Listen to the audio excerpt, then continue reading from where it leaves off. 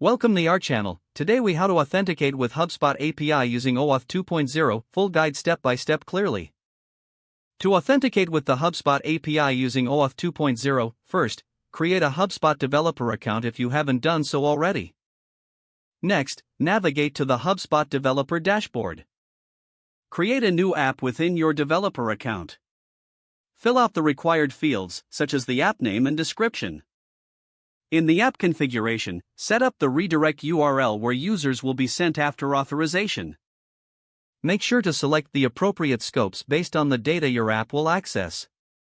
Once your app is configured, note the client ID and client secret provided by HubSpot. These credentials are essential for the OAuth 2.0 flow. Now, proceed to build the authorization URL. This URL should include your client ID, requested scopes, and the redirect URI. Direct your users to this authorization URL.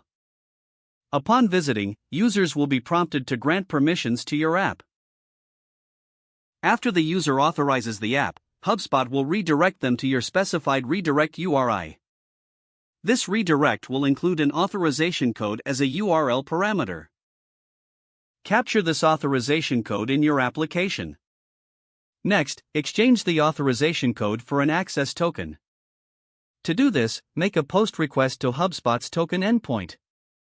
Include the client ID, client secret, authorization code, and redirect URI in your request payload. If successful, HubSpot will respond with an access token and a refresh token. Use the access token to make authenticated API requests on behalf of the user. If the access token expires, use the refresh token to obtain a new access token without requiring user interaction.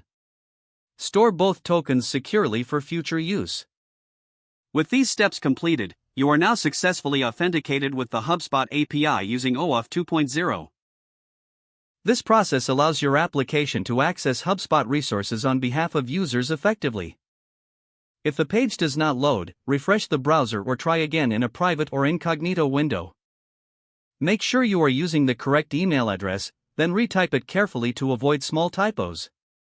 If your password is not accepted, use the reset option and create a new strong password you can remember.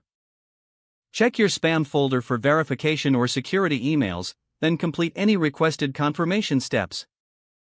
Don't forget to like this video and subscribe to our channel for more step-by-step tech guides.